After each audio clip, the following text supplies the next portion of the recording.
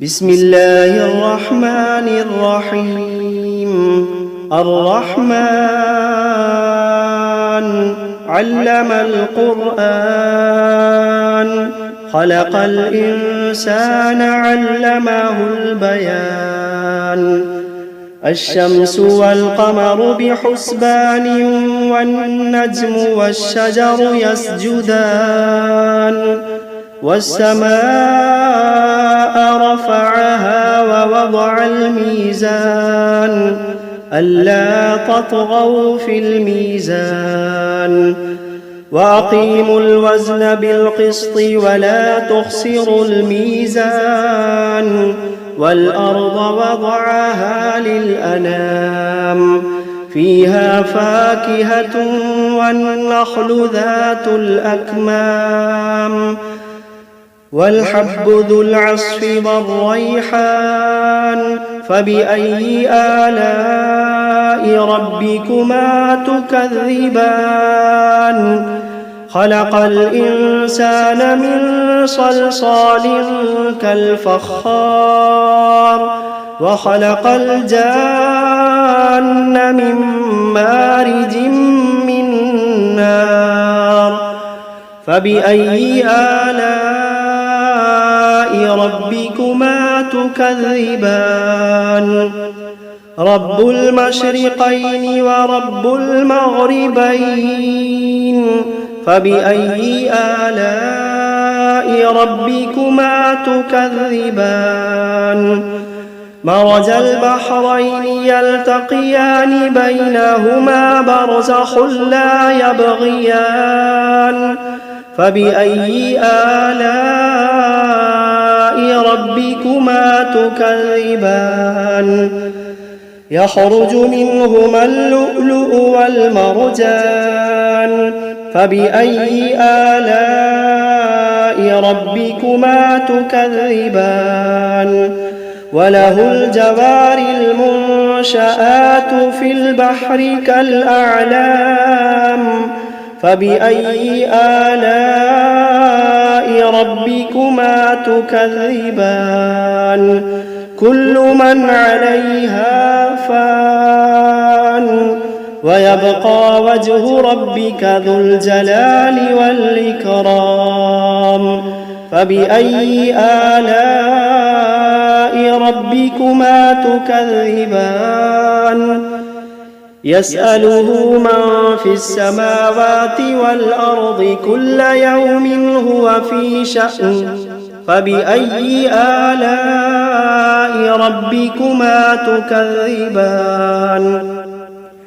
سنفرغ لكم أيها الثقلان. فبأي آلاء ربكما تكذبان؟ يا معشر الجن والإنس إن استطعتم أن تنفذوا من أقطار السماوات والأرض فانفذوا، لا تنفذون إلا بسلطان.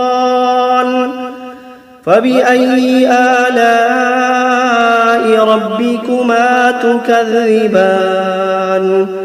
يرسل عليكما شواظ من نار ونحاس فلا تنتصران. فبأي آلاء ربكما تكذبان؟ فإذا انشقت السماء فكانت وردة كالدهان. فبأي آلاء ربكما تكذبان؟ فيومئذ لا يسأل عن ذنبه إنس ولا جان. فبأي آلاء ربكما تكذبان؟ يعرف المجرمون بسيماهم فيؤخذ بالنواصي والأقدام. فبأي آلاء ربكما تكذبان؟ هذه جهنم التي يكذب بها المجرمون يطوفون بينها وبين حميم آن فبأي آلاء ربكما تكذبان ولمن خاف مقام ربه جنتان فبأي آلاء ربكما تكذبان ذواتا أفنان فبأي آلاء ربكما تكذبان فيهما عينان تجريان فبأي آلاء ربكما تكذبان فيهما من كل فاكهة زوجان فبأي آلاء ربكما تكذبان متكئين على فرش بطائنها من استبرق وجنى الجنتين دان فبأي آلاء ربكما تكذبان فيهن قاصرات الطرف لم يطمثهن إنس قبلهم ولا جان فبأي آلاء ربكما تكذبان كأنهن الياقوت والمرجان فبأي آلاء ربكما تكذبان هل جزاء الإحسان إلا الإحسان فبأي آلاء ربكما تكذبان ومن دونهما جنتان فبأي آلاء ربكما تكذبان مدهامتان فبأي آلاء ربكما تكذبان فيهما عينان نضاختان فبأي آلاء ربكما تكذبان فيهما فاكهة ونخل ورمان فبأي آلاء ربكما تكذبان فيهن خيرات حسان فبأي آلاء ربكما تكذبان حور مقصورات في الخيام فبأي آلاء ربكما تكذبان لم يطمثهن إنس قبلهم ولا جان فبأي آلاء ربكما تكذبان متكئين على رفرف خضر وعبقري حسان فبأي آلاء ربكما تكذبان تبارك اسم ربك ذي الجلال والإكرام بسم الله الرحمن الرحيم تبارك الذي بيده الملك وهو على كل شيء قدير الذي خلق الموت والحياة ليبلوكم أيكم أحسن عملا وهو العزيز الغفور الذي خلق 7 سماوات طباقا ما ترى في خلق الرحمن من تفاوت فارجع البصر هل ترى من فطور ثم ارجع البصر كرتين ينقلب إليك البصر خاسئا وهو حسير ولقد زينا السماء الدنيا بمصابيح وجعلناها رجوما للشياطين وأعتدنا لهم عذاب السعير وللذين كفروا بربهم عذاب جهنم وبئس المصير إذا ألقوا فيها سمعوا لها شهيقا وهي تفور تكاد تميز من الغيظ كلما ألقي فيها فوج سألهم خزنتها ألم يأتكم نذير قالوا بلى قد جاءنا نذير فكذبنا وقلنا ما نزل الله من شيء إن أنتم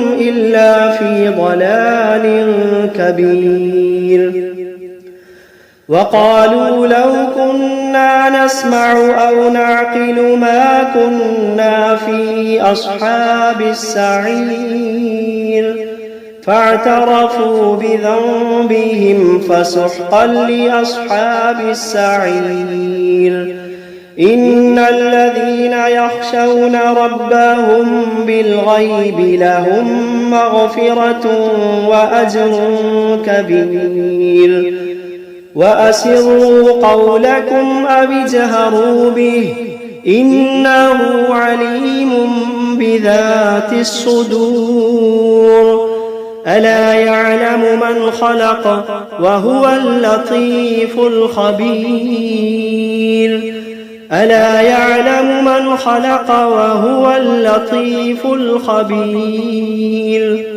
هو الذي جعل لكم الأرض ذلولا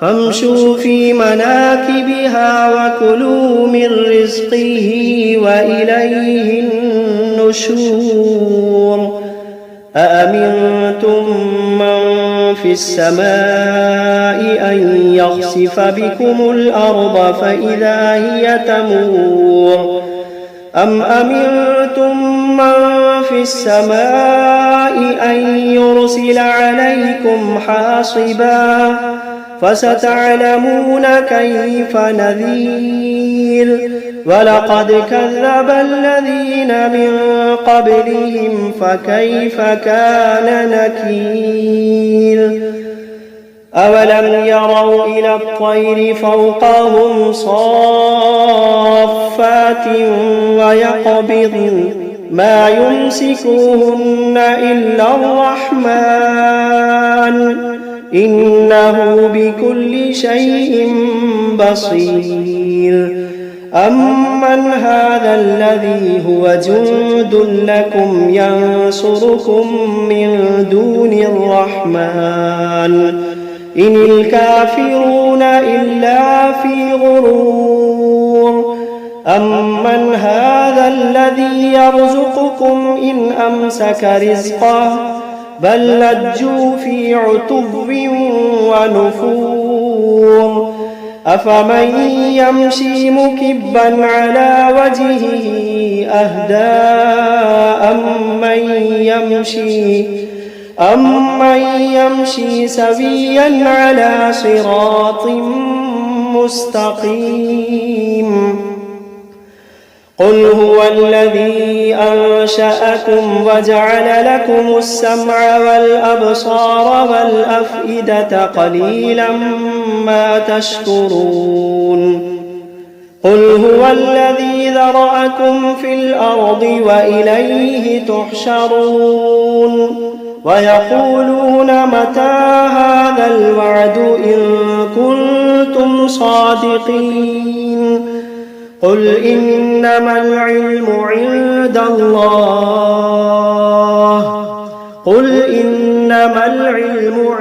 الله وإنما أنا نذير مبين فلما رأوه زلفة سيئت وجوه الذين كفروا وقيل هذا الذي كنتم به تدعون قل أرأيتم إن أهلكني الله ومن معي أو رحمنا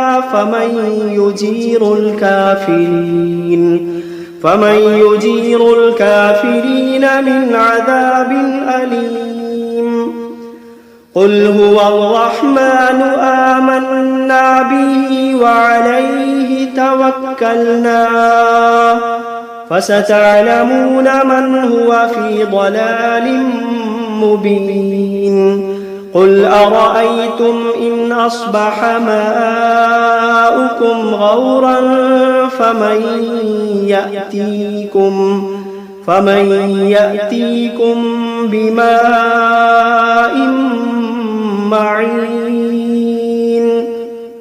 بسم الله الرحمن الرحيم قل أوحي إلي أنه استمع نفر من الجن فقالوا إنا سمعنا قرآنا عجبا يهدي إلى الرشد فآمنا به ولن نشرك بربنا أحدا وأنه تعالى جد ربنا ما اتخذ صاحبة ولا ولدا وأنه كان يقول سفيهنا على الله شططا وأنا ظننا أن لن تقول الإنس والجن على الله كذبا وأنه كان رجال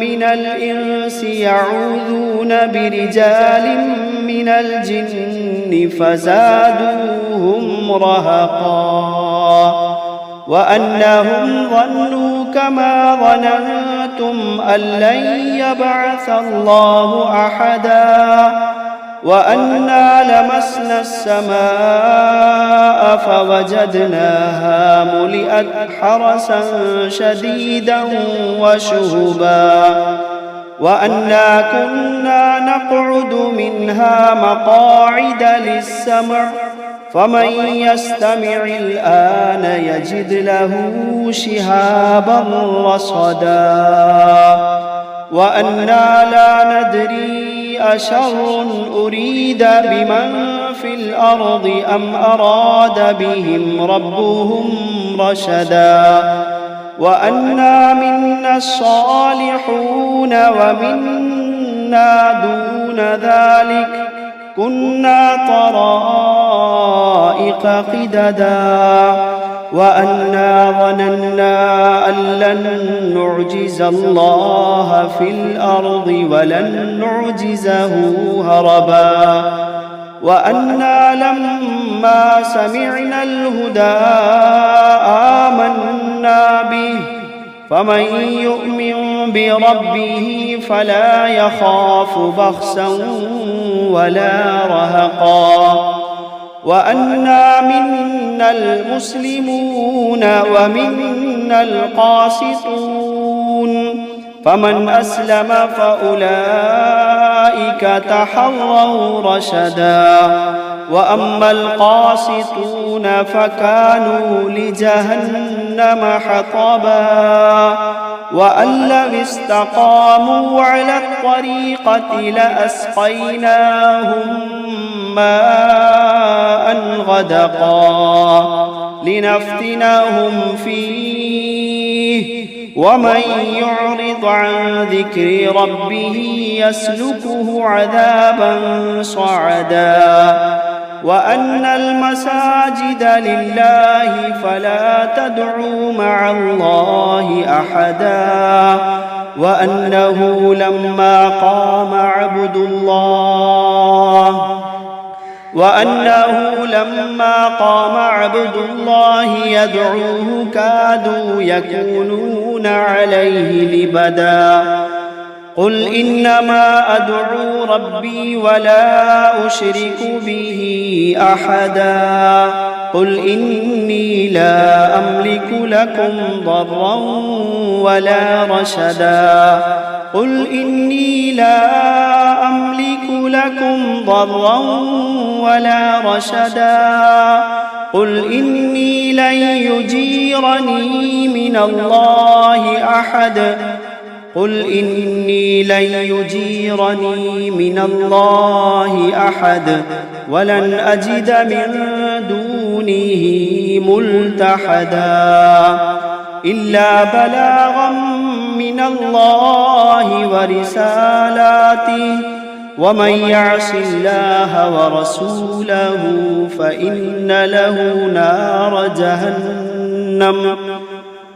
يعص الله ورسوله فإن له نار جهنم خالدين فيها أبدا حتى إذا رأوا ما يوعدون فسيعلمون من أضعف ناصرا وأقل عددا قل إن أدري أقريب ما توعدون أم يجعل له ربي أمدا عالم الغيب فلا يظهر على غيبه أحدا إلا من ارتضى من رسول فإنه يسلك من بين يديه ومن خلفه رصدا ليعلم أن قد أبلغوا رسالات ربهم وأحاط بما لديهم وأحصى كل شيء عددا.